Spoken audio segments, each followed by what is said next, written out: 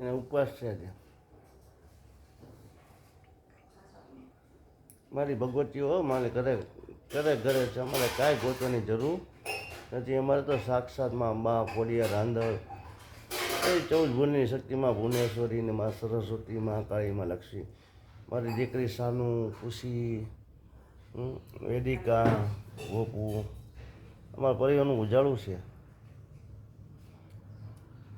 આવનાર સમયે આ દીકરીની દુઆથી અમારે ત્યાં 3 પુત્ર રત્નનો અવતાર પ્રાપ્ત થાય છે 2026માં, 2027માં. જેવો ભાવ, શ્રદ્ધા, વિશ્વાસ, કર્મયોગ બાળગોપાલના. ઓકે બકા, જમી લેવા.